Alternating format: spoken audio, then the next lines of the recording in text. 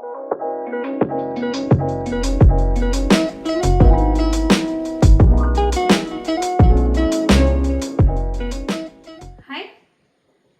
ഇന്ന് എന്ത് റെസിപ്പി ആയിട്ടാണ് വന്നതെന്നല്ലേ? യെസ്, ഞാനൊരു കൊഴക്കട്ടയുടെ റെസിപ്പി ആയിട്ടാണ് വന്നിരിക്കുന്നത്. പക്ഷേ അരിപ്പൊടി മാത്രമുള്ള കൊഴക്കട്ടയല്ല, പഴം കൂടെ ചേർത്ത് ടേസ്റ്റി ആയിട്ടുള്ളൊരു കൊഴക്കട്ടയാണ്. നമുക്കൊന്ന് കണ്ടു നോക്കിയാലോ? അപ്പോൾ ഞാൻ അങ്ങനെ സ്പെഷ്യൽ കൊഴക്കട്ട ഉണ്ടാക്കാൻ വേണ്ടിയിട്ട് ഒരു നേന്ത്രപ്പഴം എടുത്തു.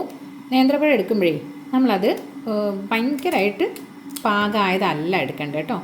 ഒരു മുക്കാൽ ഭാഗം ഭയങ്കര പാകമല്ലാത്ത പഴം എടുത്തിട്ട് നമുക്കൊന്നിത് പുഴുങ്ങിയെടുക്കാം. പുഴുങ്ങാൻ വേണ്ടിയിട്ട് നമുക്ക് ഈ പാത്രത്തിലേക്ക് ഇട്ട് കൊടുക്കാം. അപ്പോൾ ഇതൊന്ന് പുഴുങ്ങട്ടെ. നമുക്ക് ഈ പഴം ആയിട്ടുണ്ട്. അപ്പോൾ നമുക്കിതൊരു പാത്രത്തിലേക്ക് എടുത്തിക്കാം. എന്നിട്ട് ഇത് തണിയട്ടെ.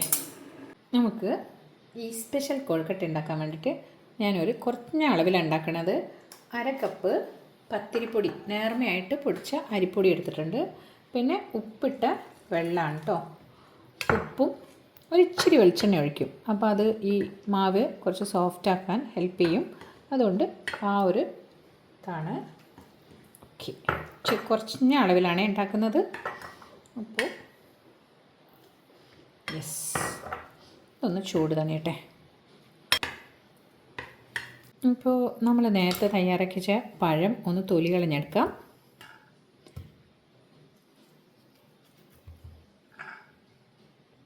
അപ്പോൾ ഇത് നമുക്ക് ഇതിൻ്റെ നടുവിലുള്ള ആ അരി ഒന്ന് കളഞ്ഞെടുക്കാം.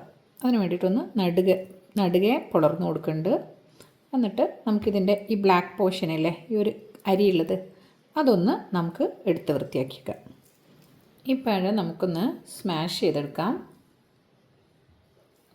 അധികം പഴുക്കാത്ത പഴമാണ്, നന്നായിട്ട് കുഴച്ചെടുക്കാൻ പറ്റും. അപ്പോൾ നമുക്കിതൊന്ന് സ്മാഷ് ചെയ്തെടുക്കാം. നമ്മളിവിടെ നന്നായിട്ട് സ്മാഷ് ചെയ്തിട്ടുണ്ട്. ഇനി നമുക്ക് ഈ പത്തിരിപ്പൊടി കൂടെ ഒന്ന് കുഴച്ചിട്ട് ഇതിലേക്ക് ജോയിൻ ചെയ്യിപ്പിക്കാം.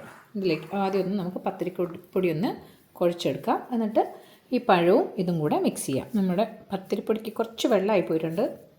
നമുക്കിത് രണ്ടും കൂടെ മിക്സ് ചെയ്യാം. നമുക്ക് ഇത് രണ്ടും കൂടെ നന്നായിട്ട് യോജിപ്പിക്കാം. ഇത് രണ്ടും കൂടെ നന്നായിട്ട് ചേർന്നിട്ടുണ്ട്. നമുക്കൊന്ന് നമ്മൾ ഇവിടെ സ്റ്റീമർ ഓൺ ചെയ്തിട്ടുണ്ട്. നമ്മൾ പഴവും ഇതും കൂടെ കുഴച്ച മാവാണ്. അപ്പോൾ നമുക്ക് ചെറിയൊരു ഉരുളി എടുത്തിട്ട്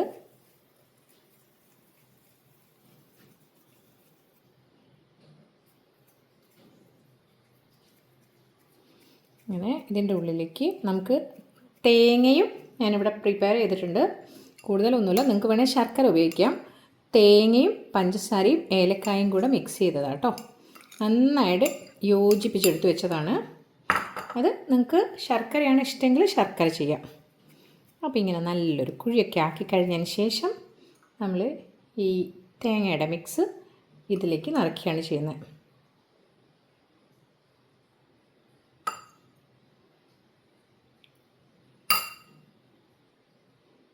എന്നിട്ട്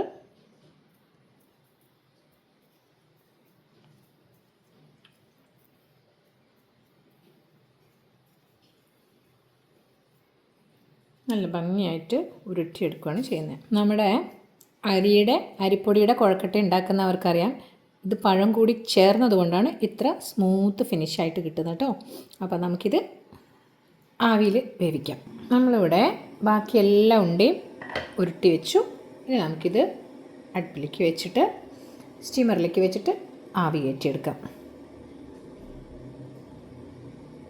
അപ്പോൾ ഒരൊറ്റ പഴം എടുത്ത് കേട്ടോ, 5 എണ്ണം ഉണ്ട്. അപ്പോൾ നമുക്ക് ഇത് ആവി കയറ്റി വേവിച്ചിട്ട് കഴിക്കാം. ഓക്കെ, ഒരു 10-15 മിനിറ്റോളം ആയിട്ടുണ്ട്. പഴം ഓൾറെഡി പുഴുങ്ങിയതാണ്. നമ്മുടെ പത്തിരിപ്പൊടി തിളച്ച വെള്ളത്തിൽ തിളച്ചതാണ്. അപ്പോൾ പിന്നെ കൂടുതൽ വേവിൻ്റെ പ്രശ്നം ഉണ്ടാവില്ല. അതാ നമ്മുടെ കണ്ട. അപ്പോൾ നമുക്കിതൊന്ന് തണിഞ്ഞിട്ട് സേവിങ് ബൗളിൽ വെച്ചിട്ട് കാണാം. ഓക്കെ.